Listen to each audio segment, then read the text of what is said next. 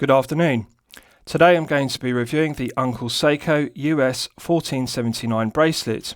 As the name suggests, Uncle Seiko specialise in making high quality Seiko bracelets. They also make bracelets for Omega, Longines, Tudor and Zin respectively.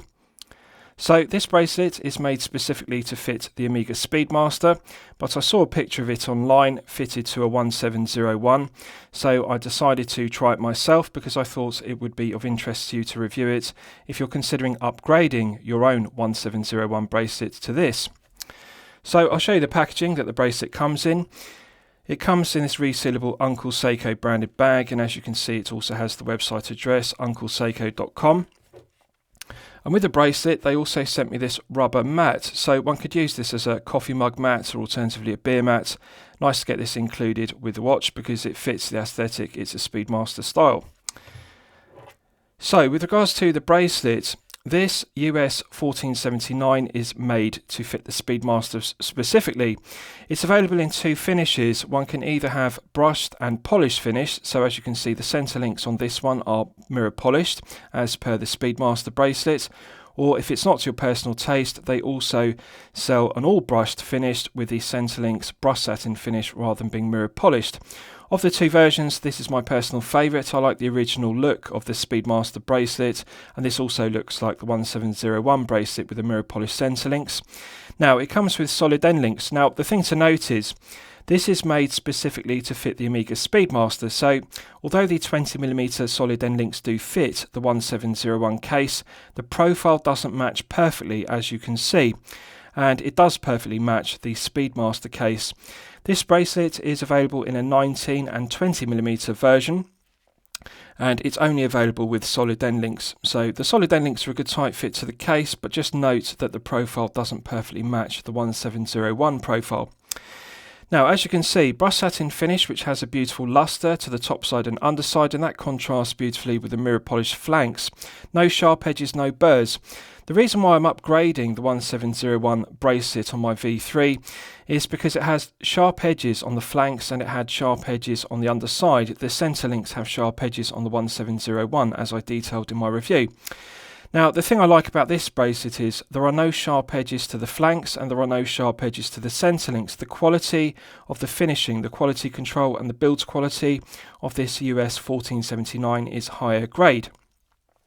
With regards to the clasp, it's a pressed metal clasp. Now, usually in my reviews I am critical of watches that use a pressed metal clasp because the industry standard is now for a solid milled stainless steel clasp, but however this US 1479 is an homage to a vintage Omega Speedmaster bracelet, also called the 1479.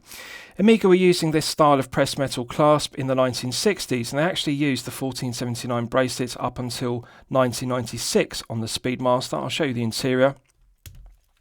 So as you can see, it's solid stainless steel, but it's pressed metal with a matte finish. I'll show you the underside.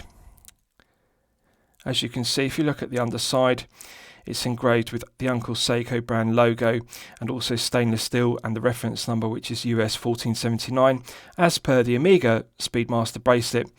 So Omega were using this pressed metal style of clasp up until 1996, and then they upgraded it to the solid milled stainless steel clasp they're currently using on the Speedmaster.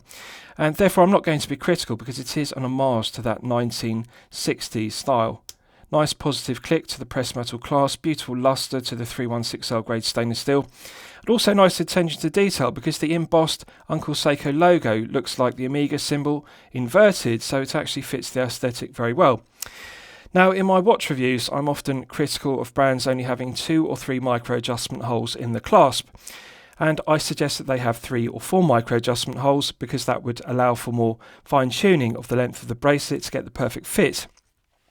With this US 1479 clasp, you can see it has 6 micro adjustment holes, and that means it's very easy to get the perfect fit without removing links from the bracelet.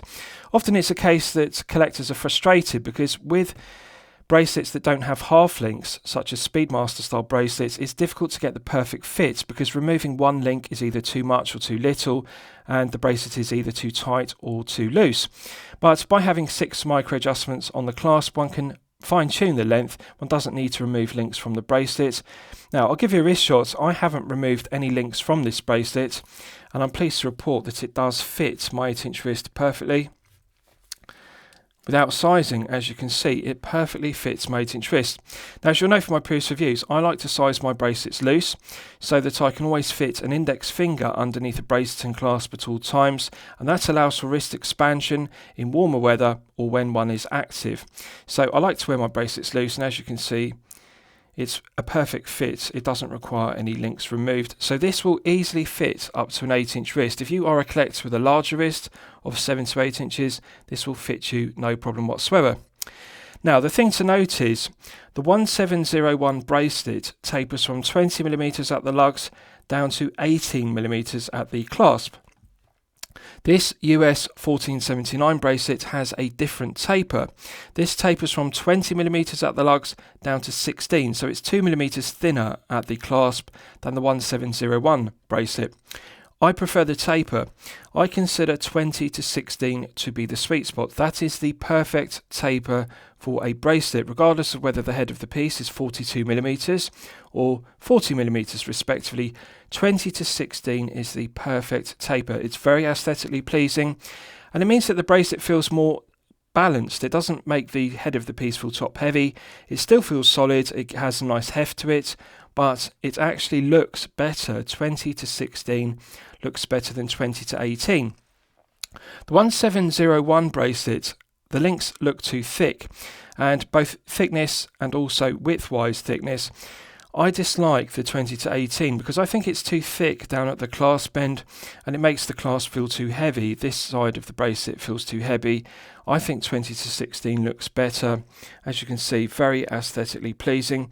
Very similar to the original Speedmaster bracelet with the mirror polished centre links, and the rest of the links are brushed satin finish with the mirror polished flanks. Now, the thing to note is there are no sharp edges to the underside of the centre links, no sharp edges to the flanks, so it doesn't scratch the wrist when it floats up and down the wrist. And the other thing to note is the clasp is very well machined, no sharp edges, no burrs, no sharp corners to it. Beautiful lustre to the 316L grade stainless steel, as you can see. The thing I most like about it is the comfort level. This flexes and articulates more than the 1701 bracelet. It feels more like a Jubilee bracelet, which you may be familiar with. It's got that kind of vintage feel of a vintage Jubilee bracelet, which articulates and flexes around the wrist. And the other thing I like is the solid end links are female pivoted end links, so they allow the end link in the bracelet to pull close to the wrist, so one doesn't get that abhorrent gap underneath the case. The bracelet doesn't have a gap, it pulls it snugly to the wrist because there's that extra articulation of the female pivoted end link. So comfort level is 10 out of 10, feel good factor is also 10 out of 10, and I really like the taper. 20 to 16 looks better and it's also more comfortable. Now, in terms of articulation, it feels like a vintage Jubilee bracelet or President bracelet because it's got that kind of flex in it.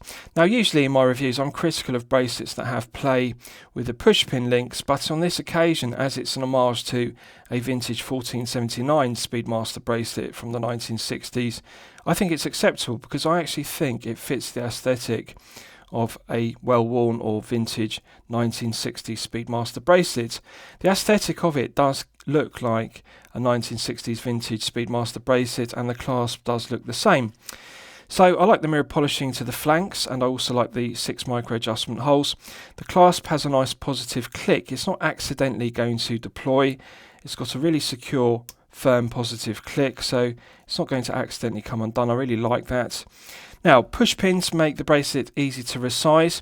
One could be subjective and say, well, it should have screw pins in it, but however, the 1479 bracelet used up until 1996 used push pins rather than screw pins, so therefore it does fit the aesthetic of a vintage Omega Speedmaster bracelet. If it had screw pins in, it wouldn't look like the original 1479 bracelet, so I think they've made the correct decision by using push pins.